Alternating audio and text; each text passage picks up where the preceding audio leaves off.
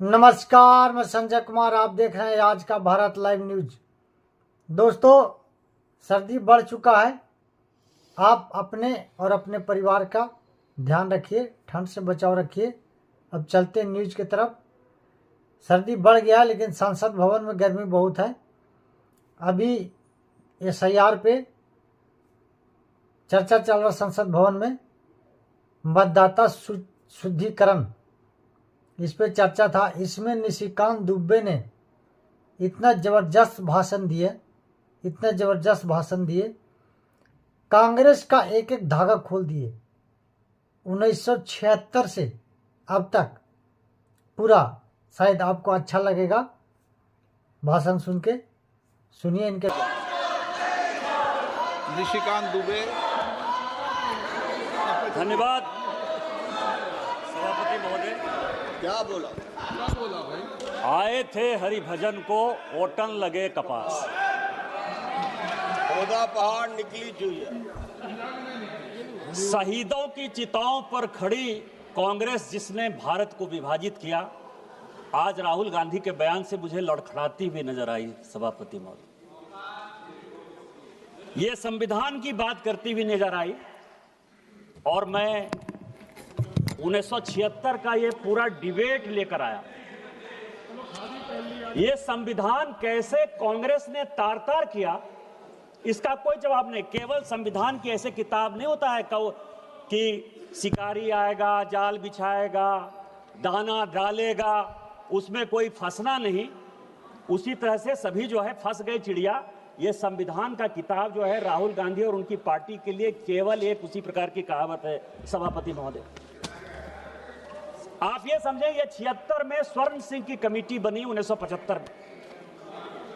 उन्होंने सारे इंस्टीट्यूशन को खत्म कर दिया अध्यक्ष महोदय, जिसके लिए आज फिर से लगे हुए हैं। इस संविधान में 121 बार राष्ट्रपति का जिक्र है। इस संविधान में 121 बार राष्ट्रपति महोदय का जिक्र है। आपको आश्चर्य होगा कि एक संशोधन के माध्यम से राष्ट्रपति के सारे अधिकार को कांग्रेस ने खत्म कर दिया। राष्ट्रपति रबर स्टैंप हो गया। राष्ट्रपति जो कैबिनेट कह कर देगी उस पर मोहर मारना उसका अंतिम लक्ष्य हो गया।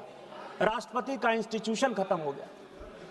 इंदिरा गांधी ने इसी वोट चोरी करके जब रायबरेली का चुनाव जीता और जब फैसला हुआ कोर्ट का, तो ऐसा सिचुएशन इस व्यक्ति ने पैदा किया, इस पार्टी ने पैदा किया कि आपको आश्चर्य होगा कि 3 जज को बाईपास करके एक ऐसे चीफ जस्टिस को बना दिया जो 8.5 साल तक इसका मुख्य न्यायाधीश रहा।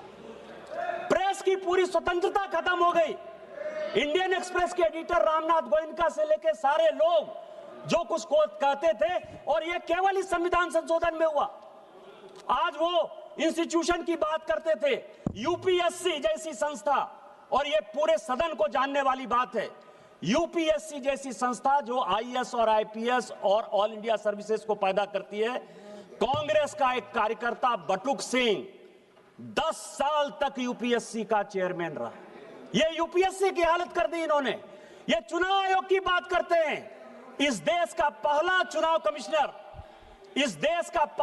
चुनाव कमिश्नर सुकुमार सेन, जब वो रिटायर होते हैं तो उसको सूडान का ये राज्यपाल बना देते हैं। VS रमा देवी जब रिटायर होती है उसको हिमाचल का गवर्नर बना देते हैं। TN शेषन जब रिटायर होते हैं तो उसको अहमदाबाद में भारतीय जनता पार्टी के खिलाफ कैंडिडेट बना देते हैं। और MS गिल जब रिटायर होते हैं तो वो इस केंद्र के मंत्री 10 साल तक इसी सदन में रहते हैं। किस चुनाव आयोग की बात करते हो? किस ईमानदारी की बात करते हो? किस पारदर्शिता की बात करते हो? कौन सी कांग्रेस की बात करते हो? CBI की बात कर रहे थे। अश्वनी कुमार जो सोनिया गांधी जी और राहुल गांधी का सिक्योरिटी अफसर था, वो CBI का डायरेक्टर बनाया जाता है। रंजीत सिन्हा जो कांग्रेस के अहमद पटेल के यहां रोज बैठता था और जिसकी डायरी पकड़ाई कि उसने कांग्रेस के कितने नेता कब कहां गए, उसको CBI का डायरेक्टर बना देता। कौन सी बात कर रहे हो यार? CBI का यही हाल, IB का यही हाल। MK नारायण को जो है ढोते रहे, कभी गवर्नर बना दिए, केवल कभी नेशनल सिक्योरिटी एडवाइजर बना दिए। किस तरह की बात करते हो? हाँ, हम RSS के हैं, हम आरएसएस के हैं, मुझे गर्व है कि हम आरएसएस के हैं। और आरएसएस के इसीलिए हैं कि ऋण है शरीरों में, ऋण है शहीदों का, मगर कैसे चुकाएंगे। ऋण है शहीदों का, मगर कैसे चुकाएंगे। लहू की जब तक बूंद है तब तक तिरंगा लहराएंगे। यही आरएसएस का मापदंड है और यही हमारा विषय है। अध्यक्ष महोदय, वोट चोरी और एसआईआर, ये पूरा डॉक्यूमेंट जो है राहुल गांधी के लिए ही लेके आया।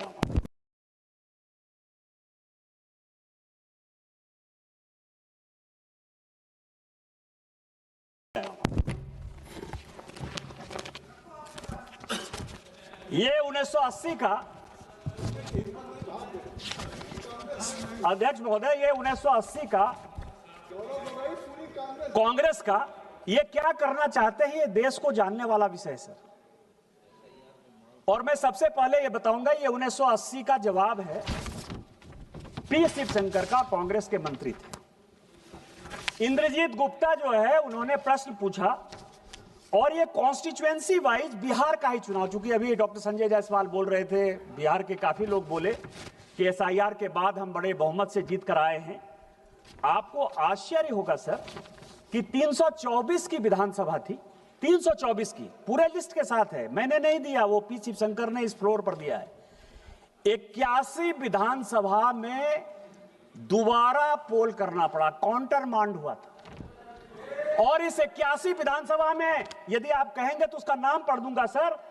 विश्रामपुर में 50 जगह जो है बैलेट बॉक्स छीन लिए गए रास्ते में आते हुए। पांकी में बूथ नंबर 28 पर जो है सारे छीन लिए गए। रफीगंज में, नोखा में, भभुआ में, दिनारा में, काराकरी में, मसरख में, बख्तियारपुर में, बाढ़ में, 81 जगह पर चुनाव काउंटर मांड हुआ था सर। इसी बैलेट पेपर के कारण schedule caste, schedule tribe, OBC को वोट नहीं देने दिया जा रहा था सर। आज क्या फिर से वही वापस आना चाहते हैं?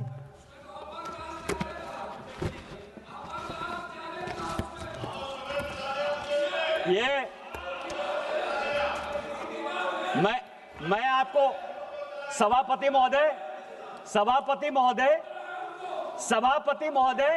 ये सभी लोगों ने कांग्रेस से लेकर डीएमके से लेकर टीएमसी तक, वाईएसआर सीपी ने जो है ईवीएम की बात की।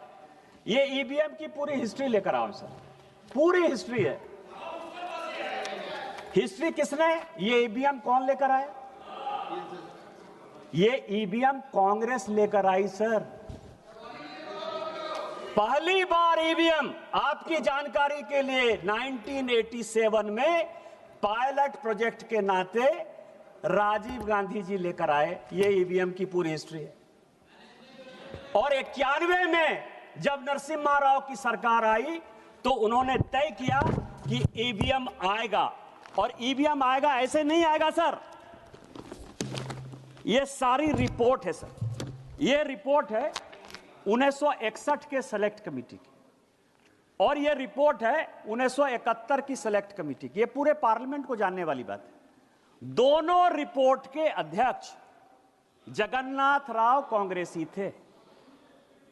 और जो 1971 की रिपोर्ट बनी उसमें एचआर गोखले जो कांग्रेस के लॉ मिनिस्टर थे। और दोनों रिपोर्ट में क्या कहा? दोनों रिपोर्ट में यह कहा कि एसआईआर की आवश्यकता है, स्पेशल इंटेंसिव रिवीजन होना इलेक्टोरल फॉर्म्स का सबसे बड़ा विषय है। 1961 में भी यही कहा, 1971 में भी यही कहा। और दूसरी बात कही 1961 में कि चुनाव इलेक्ट्रॉनिक वोटिंग मशीन से होनी चाहिए, क्योंकि राजस्थान के तत्कालीन, जिस राज्य से आप आते हैं सर, राजस्थान के तत्कालीन मुख्यमंत्री मोहनलाल सुखाड़िया का भी चुनाव अवैध इसी आधार पर हुआ था कि पूरे के पूरे बूथ लूट लिए गए। इतना ही नहीं हुआ था सर, इतना ही नहीं किया इन लोगों ने। यदि चौटाला की बात करें तो पूरा का पूरा मेहम का चुनाव काउंटर मांड हो गया था। पटना का चुनाव पूरा आरजेडी ने लूट लिया था। इंद्र कुमार गुजराल प्रधानमंत्री के तौर पर वहां चुनाव लड़ने के लिए गए थे, पूरा का पूरा उन्होंने लूट लिया था। और इस कारण से कहा गया कि ईवीएम की आवश्यकता है, नहीं ईवीएम होगा तो ये चुनाव पूरे रिगिंग हो गए।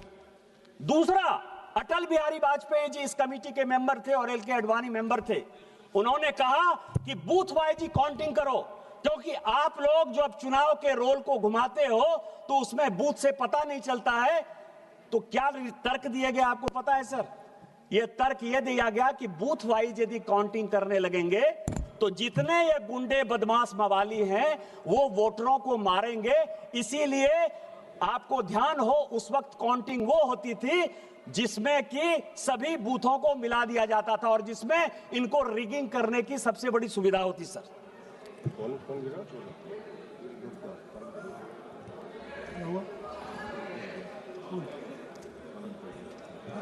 गिरे, ठीक है ना, पेट बुढ़िया। चलो बोलिए बोलिए। अध्यक्ष महोदय, बड़ा ये लोग, मैं आपको बताऊं कि इतिहास के पन्नों को तोड़ना मरोड़ना यदि कोई सीखे तो उसको कांग्रेस से सीख जरूर लेनी चाहिए सर। चलो बाहर ले लेना, बाहर पैर मुड़ा, कोई दिक्कत। यदि किसी को इतिहास के पन्नों को तोड़ना और मरोड़ना है तो उसको कांग्रेस से सीख लेनी चाहिए। आज कांग्रेस के वक्ता ने बड़ा भाषण देते हुए कहा कि राजीव गांधी जी ने 1988 में इस देश का इलेक्टोरल रिफॉर्म्स का सबसे बड़ा संशोधन किया। और क्या संशोधन किया? 21 साल जो उम्र थी उस उम्र को 18 साल कर दिया। सर, यदि कांग्रेसियों में हिम्मत है तो ये 1972 के ज्वाइंट कमेटी की रिपोर्ट, 1972 के ज्वाइंट कमेटी की रिपोर्ट है जिसने कि ये रिकमेंड किया कि 21 साल के बदले 18 साल होना चाहिए। और उसको करने में अटल बिहारी वाजपेयी और लाल कृष्ण आडवाणी का नोट ऑफ डिसेंट, मैं इसको प्लेस कर दूंगा सर। ये हमने किया। आपने 16 साल, चूंकि हमको मौका नहीं मिला शासन में आने का, और 2 साल जो हम मौके में थे 77 से लेकर 80 तक, इतनी लड़ाई हो गई कि हम इंप्लीमेंट नहीं कर पाए। आप उसको 16 साल बाद इंप्लीमेंट कर पाए। आज उसके लिए आप कहते हो कि हमने ले लिया, हमने ले लिया, हमने ले लिया, हमने काम कर लिया। आज एसआईआर की जो बात हो रही है और जो महाराष्ट्र और इसकी बात हो रही है सर, आपको मैं बताऊं कि मैं बिहार का और महाराष्ट्र का रिजल्ट लेकर आया हूं सर। एसआईआर कहां हुआ, वोट कहां बढ़े, कहां घटे और किस पार्टी को कौन सी सीटें मिली। बिहार का सर, कॉन्स्टिट्यूएंसी का नाम है वाल्मीकि नगर, डॉक्टर संजय जायसवाल बैठे हुए हैं, उनके बगल की कॉन्स्टिट्यूएंसी है। वोट का डिलीशन हुआ 2311, वहां से 1675 वोट से जो बलेरो में बैठने लायक जितनी सीटें मिली, 6 सीट जो कांग्रेस को मिली, उसमें से 1675 वोट से कांग्रेस जीती। दूसरा सीट है चनपटिया, एसआईआर से डिलीशन हुआ 1033, इंडियन नेशनल कांग्रेस 602 वोट से जीती। तीसरा सीट है ढाका, एसआईआर का डिलीशन हुआ 457, 178 सीट से वोट से आरजेडी जीती। और उसमें 298 लोग ऐसे हैं सभापति महोदय, आपकी अध्यक्ष महोदय, आपकी जानकारी के लिए, जो विदेश में बैठे हुए हैं, दुबई में और कुवैत में, और उन्होंने यहां वोट डाल दिया। चौथी सीट है फारबिसगंज, एसआईआर का डिलीशन हुआ 1400, 221 वोट से कांग्रेस जीती। पांचवी सीट है बलरामपुर, जिसमें 1468 डिलीशन हुआ और हम जीते, एलजेपी रामविलास 389 वोट से। इसके बाद सीट है रामगढ़, 1197 वोट से डिलीशन हुआ, 30 वोट से बहुजन समाज पार्टी जीती। और इसके बाद सीट है जहानाबाद, जहां 1832 वोट एसआईआर से डिलीशन हुआ, 793 वोट से आरजेडी जीती। हम हारने वाले हैं सर, लेकिन हम इस देश के लिए दलितों के लिए, पिछड़ों के लिए, शेड्यूल कास्ट के लिए, शेड्यूल ट्राइब के लिए हम वोट की राजनीति नहीं करते। हम राजनीति देश की करते हैं कि जो लोग एसआईआर में, मेरे माँ पिताजी का नाम कटा, मेरे माँ पिताजी गांव में नहीं थे, मेरे माँ पिताजी शहर में रहते हैं, मेरे साथ दिल्ली में रहते हैं, उनका नाम कटा और मुझे खुशी है कि उनका नाम कटा, क्योंकि वो दिल्ली में रहते हैं तो किसी कीमत पर बिहार में वोट देने के अधिकारी नहीं थे। 70 साल का एसआईआर है क्या सर?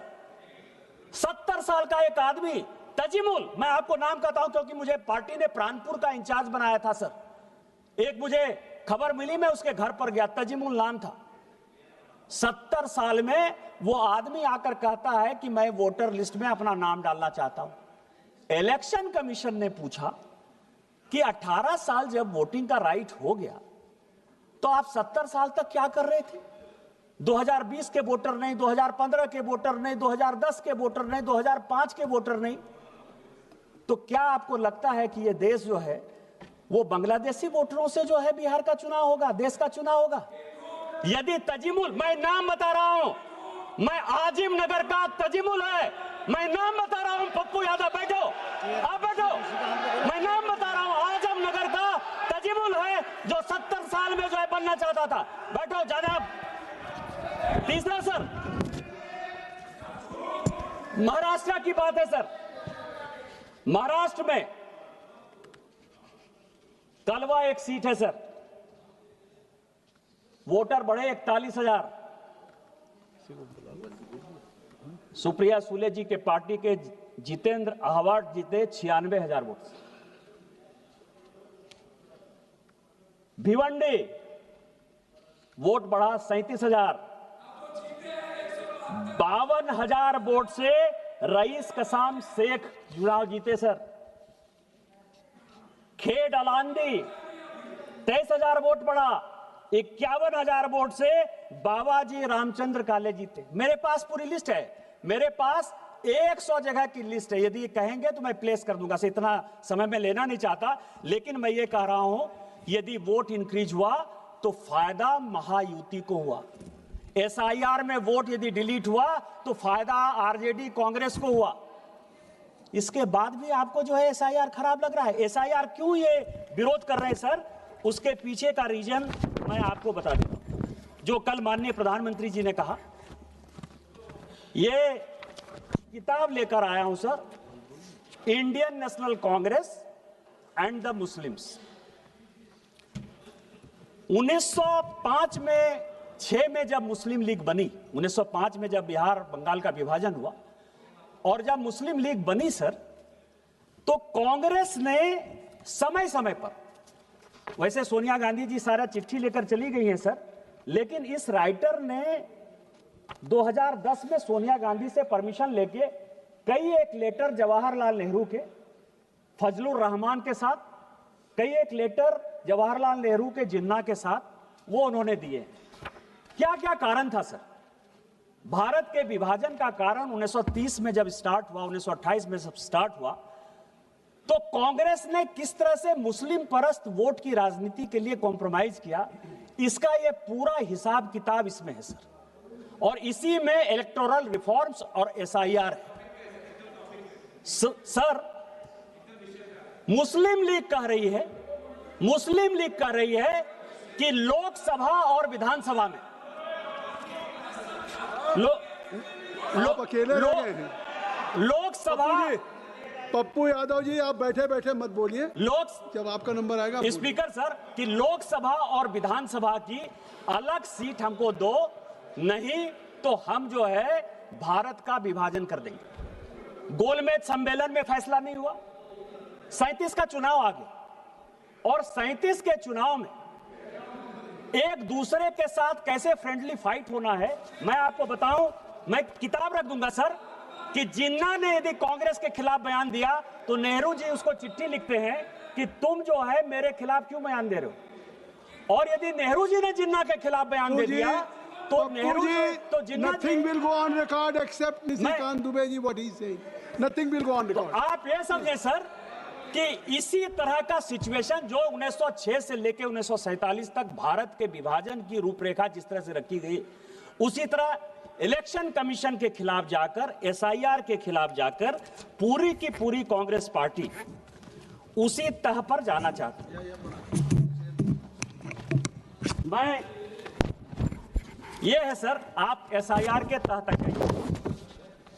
अभी बंगाल का चुनाव हो रहा है सर, और बंगाल के चुनाव में मैं कुछ चीजें जनता के जानकारी के लिए आपके माध्यम से, सदन के माध्यम से डालना चाहता हूं सर, कि 2011 में टोटल पॉपुलेशन बंगाल का 9 करोड़ 13 लाख पॉपुलेशन की वोटर, टोटल पॉपुलेशन, और उसमें 6 करोड़ 44 लाख हिंदू हैं और लगभग 3 करोड़ मुस्लिम हैं और लगभग 6.5 लाख क्रिश्चियन।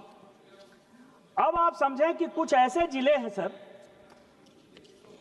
वो जिले हैं दार्जिलिंग, बांकुड़ा, पुरुलिया, दिनाजपुर, मालदा, मुर्शिदाबाद, बीरभूम, जिन लोगों ने 24 परगना, जिनकी आबादी 1951 से मैं तुलना करना चाहता हूं सर, और आज जो है 2011, क्योंकि अभी अंतिम जनगणना यही हुई है, और यह सबको जानने की आवश्यकता है। इसीलिए जानने की आवश्यकता है एसआईआर की क्यों आवश्यकता है, कि मैं जिस संथाल परगना से हूं सर, मैं जिस संथाल परगना से एमपी हूं, 1951 में हम सभी schedule caste, schedule tribe, OBC सब की बात करते हैं। हम ऐसे दुर्भाग्यपूर्ण राज्य से आते हैं, झारखंड से, जहां की पूरे देश भर में डिलिमिटेशन हो गया। हमारे यहां झारखंड में आज भी डिलिमिटेशन नहीं हुआ, और अभी जो 2026-27 में डिलिमिटेशन होगा, मैं सोचता हूं कि शायद वहां भी डिलिमिटेशन नहीं होगा। उसका कारण यह है सर कि 1951 में हमारे यहां आदिवासियों का पॉपुलेशन 45% था। आज जब 2011 की जनगणना हुई तो आदिवासियों का पॉपुलेशन केवल और केवल 27-28% है, केवल 27-28%। और इसीलिए जब 2008 में डिलिमिटेशन होने लगा तो लोकसभा की 1 सीट और विधानसभा की 3 आदिवासी की सीट खत्म होने लगी। सभी पॉलिटिकल पार्टी ने यह फैसला किया कि आदिवासियों का सीट कम नहीं होना चाहिए, और इस कारण से हमारे यहां डिलिमिटेशन नहीं हुआ। आज जब जनगणना होगी सर, तो हमारे यहां मुश्किल से 20 से 22% आदिवासी होंगे। जिस मुसलमान की आबादी 9% थी, आज उस मुसलमान की आबादी 2011 में 24% है।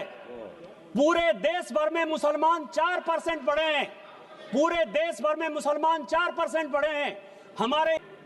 इसके बावजूद भी 15% मुसलमान कौन हैं? वो सभी बांग्लादेशी घुसपैठिए हैं, जिसके आधार पर कांग्रेस, जेएमएम, टीएमसी चुनाव जीतती है, और इसी कारण से वो एसआईआर का विरोध करती है। आप इसको देखिए सर, चुनाव का मैं आपको बताऊं, 24 परगना में 1941 में मुस्लिम वोट जो है वो 32% था। जब भारत स्वतंत्र हुआ और जब बांग्लादेश बन गया तो 24 परगना में मुस्लिम का आबादी 1951 में केवल 23% था, और आज 2011 की जनगणना के हिसाब से ये फिर से 33% है, फिर से 33% है। पूरे देश भर में मुसलमान इन दिनों में 4% बढ़े हैं, 24 परगना में 13%, 14% कैसे बढ़े? इसका जवाब कौन देगा? कोलकाता सर, कोलकाता में ये 2011 की बात कर रहे हैं हम। I am not talking about 2025। उस वक्त हमारा होम मिनिस्टर नहीं था, कांग्रेस का था। आपने उसको बचाया है, आपने, सीपीएम ने और कांग्रेस ने मिलकर मुसलमान को लाया है, इसीलिए एसआईआर का विरोध कर रहे हैं, इसीलिए ईवीएम का विरोध कर रहे हैं आप। कोलकाता 1941 में 24% था, जब भारत स्वतंत्र हुआ तो 12% रह गए सर, केवल 12%।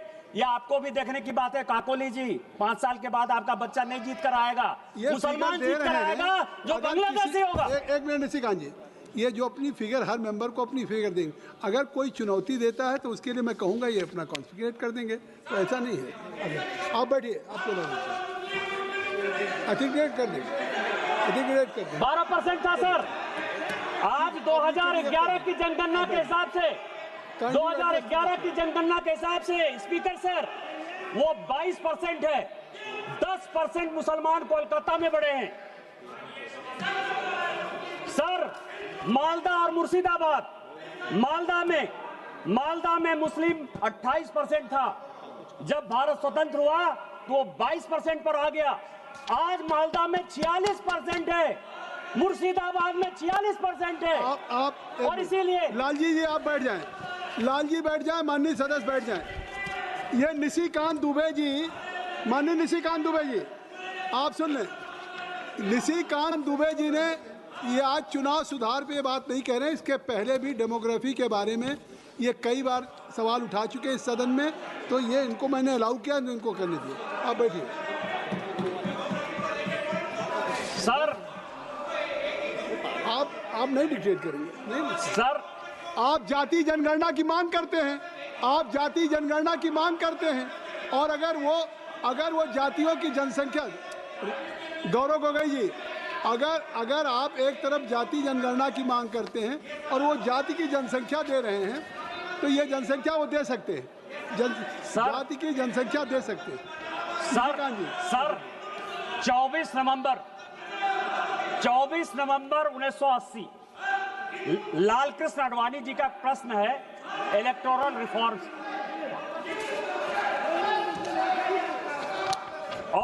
और वो कह रहे हैं सर, अभी राहुल गांधी जी बड़ा लंबा बोल कर गए कि प्रधानमंत्री जी मेंबर हैं, अमित शाह जी मेंबर हैं, मैं अकेले मेंबर हूं, मेरी बात नहीं सुनी जाती है।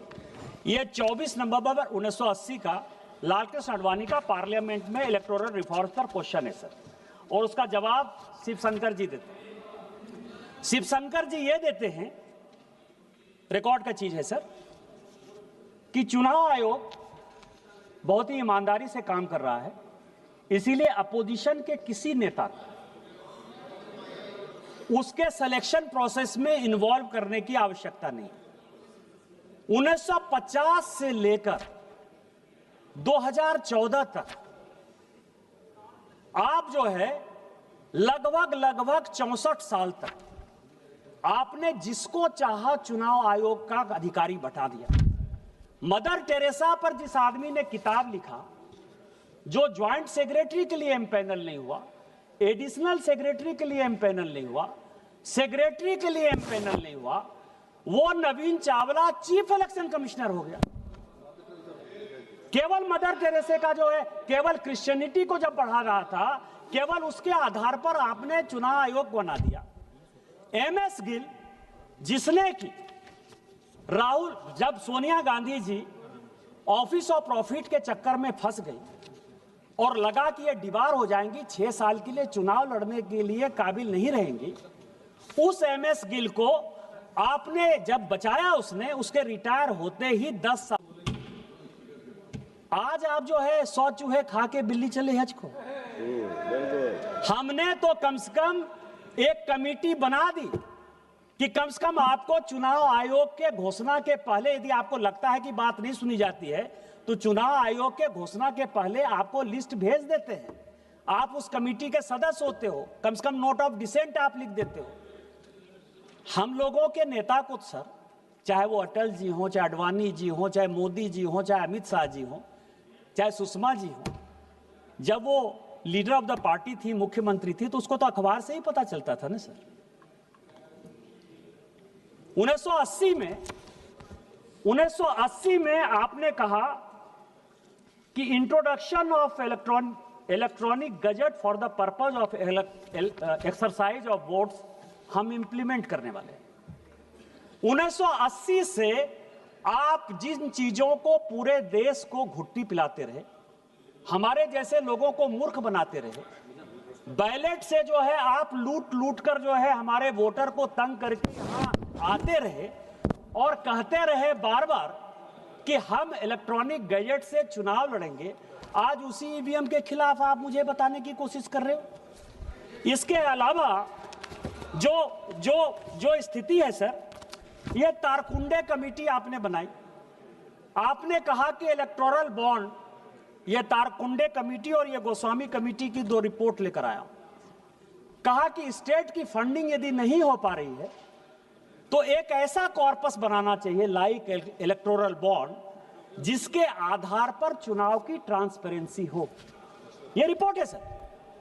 और दिनेश गोस्वामी साहब, आपको पता है कि केंद्र में मंत्री थे। जिस रिपोर्ट का जिक्र किया मैंने सर, पहली बार ऐसा हुआ ज्वाइंट पार्लियामेंट्री कमेटी में कि एक मेंबर ऑफ पार्लियामेंट के अंडर में कानून मंत्री HR गोखले उस ज्वाइंट कमेटी का मेंबर था सर। आपने उन सभी जगह जो है कमिट किया कि हम इलेक्टोरल बॉन्ड्स बनाएंगे। आज इलेक्टोरल बॉन्ड्स यदि आया, बीजेपी के पास आया तो कांग्रेस के पास भी आया, डीएमके के पास भी आया। डीएमके के तो पूरे जो किंग है सर, किंग मार्टिन, जो एकदम पूरा प्ले के गेम के किंग है, उन्होंने ही पूरा का पूरा पैसा दिया, टीएमसी को पैसा दिया। आप जो है इन सारे चीजों के बाद आप मुझे जो है उंगली दिखाने की कोशिश कर रहे हो। इस चुनावी प्रक्रिया में यदि किसी एक पॉलिटिकल पार्टी ने कंसिस्टेंट होकर अपने विचारों को स्पष्टता के साथ रखा तो केवल भारतीय जनता पार्टी। इस देश में, और मैं ऑन रिकॉर्ड ये बात कर रहा हूं, इस देश में 3 ही प्राइवेट मेंबर रिजोल्यूशन आज तक पास हुए। सभी सरकारी रिजोल्यूशन, सभी सरकारी बिल पास होते हैं। 3 रिजोल्यूशन पास हुआ है। एक रिजोल्यूशन पास हुआ है लाल कृष्ण आडवाणी का, जिन्होंने कि इलेक्टोरल रिफॉर्म्स पे रिजोल्यूशन पास किया। और आज जो कुछ भी आपको दिखाई दे रहा है, वीवीपैट दिखाई दे रहा है, ट्रांसपेरेंसी दिखाई दे रहा है, सीसीटीवी की बात कर रहे हो, चाहे वो चुनाव में कोई आदमी यदि गड़बड़ी करेगा तो जेल जाने की बात करते हो, 171 को मजबूत करने की बात करते हो, वो सारे के सारे लाल कृष्ण आडवाणी के पास किए हुए कानून हैं इस पार्लियामेंट से। इसलिए ये बातें कहता हूं कि दूसरा खुशनसीब सांसद मैं हूं जिसने 370 और 35A के खिलाफ जो है इसी पार्लियामेंट में आप ही लोगों से रिजोल्यूशन पास किया, क्योंकि मैं बहुत पुराना आडवाणी जी की तरह पुराना सांसद नहीं हूं। मोदी जी की कृपा के कारण वो पास हो पाया और आज माननीय अमित शाह जी ने 370-35A खत्म करके कम से कम वहां भारत का कानून लागू कर दिया।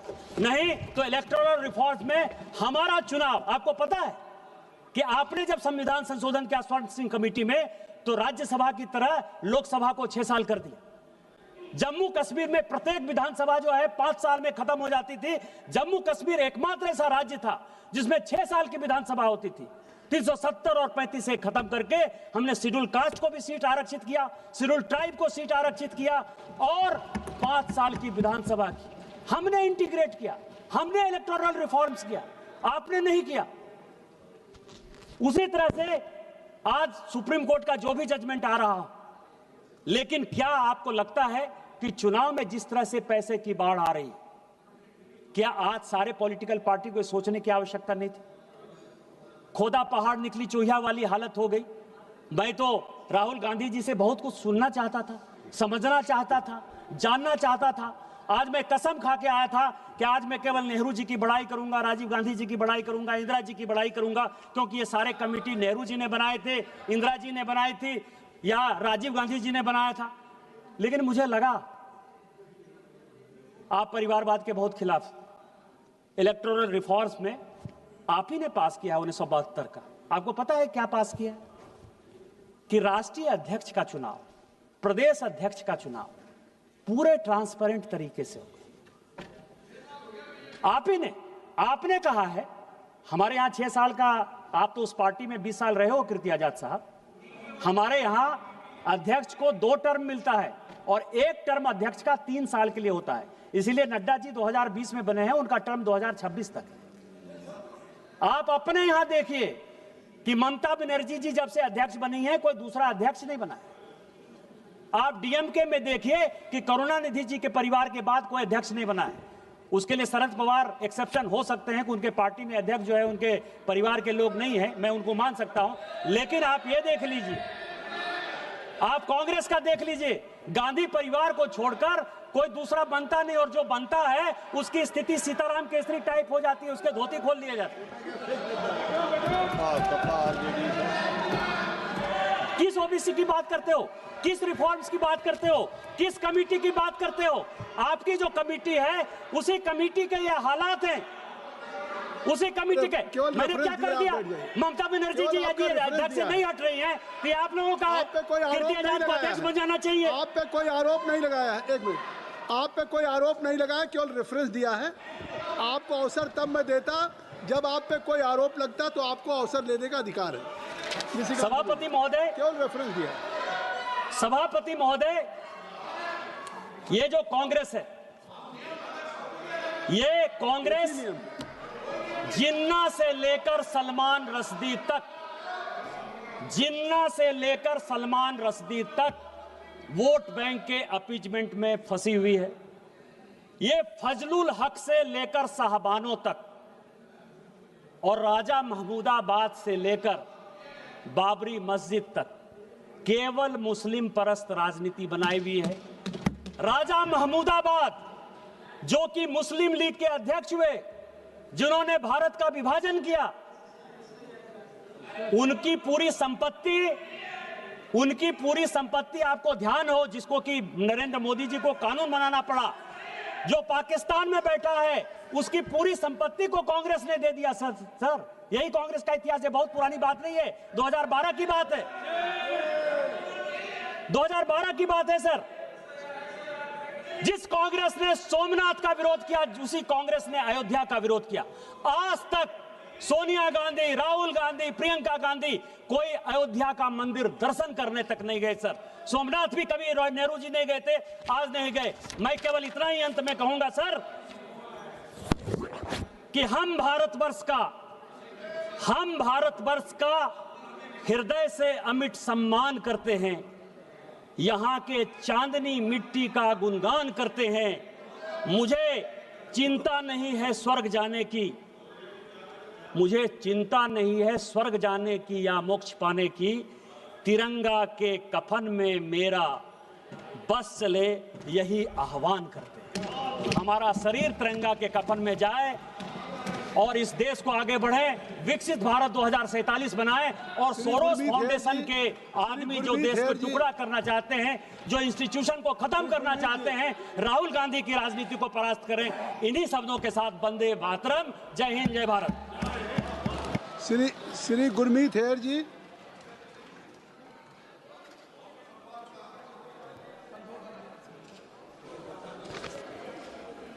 धन्यवाद सभापति जी, आपने मुझे मेरी बात रखने का मौका दिया।